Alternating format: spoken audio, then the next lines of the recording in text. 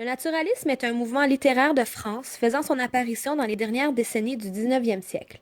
Il est une prolongation du réalisme puisqu'il s'attache à peindre la réalité en s'appuyant sur un travail minutieux de documentation. Il est né de l'influence de la médecine et des sciences expérimentales. Cette représentation doit s'inspirer de la méthode expérimentale du physiologiste Claude Bernard, fondateur de la médecine expérimentale, né de l'essor des sciences descriptives.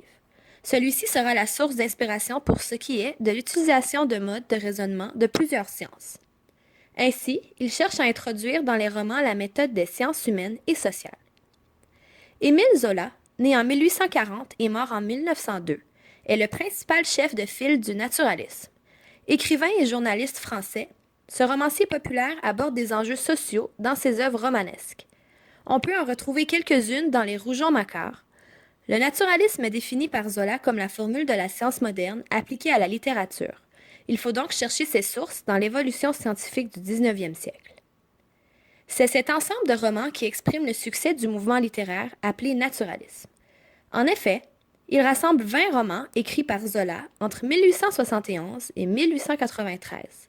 Son titre est le suivant: Histoire naturelle et sociale d'une famille sous le Second Empire.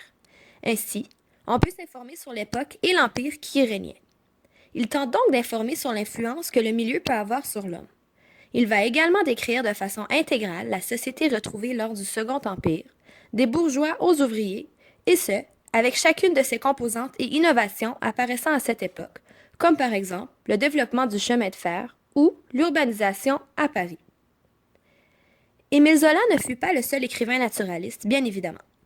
En effet, celui-ci réunissait tous les jeudis un groupe d'écrivains, parmi lesquels on pouvait y retrouver Maupassant, Huysmans, Séard, Hennick et Alexis.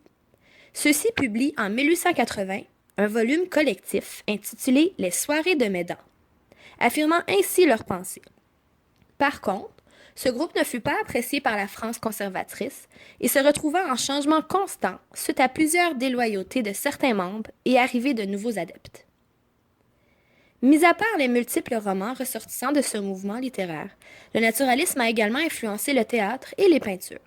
En effet, ce type de mise en scène et d'interprétation des acteurs hyper réalistes va chercher à reproduire la nature humaine pour essayer de la rapprocher le plus possible à la vérité scientifique.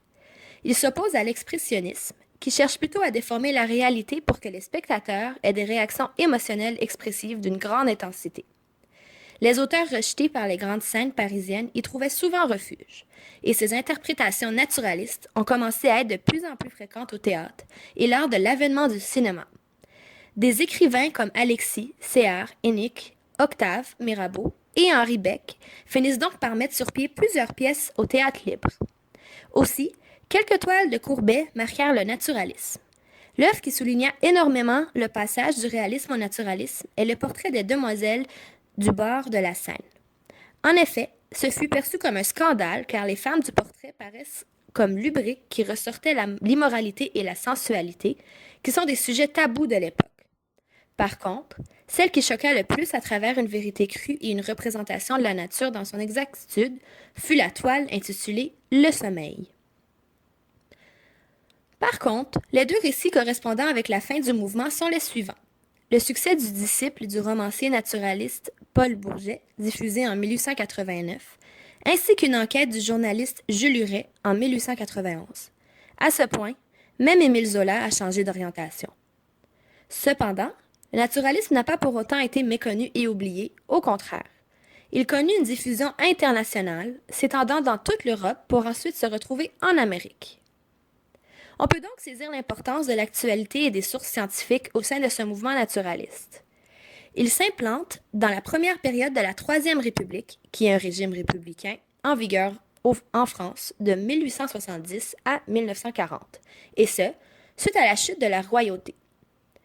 Étant une période marquée par le rejet des monarchies, par des réconciliations avec l'Église, ainsi que par une progression scientifique, il est inévitable de ne pas ressentir ces bouleversements au travers le naturalisme.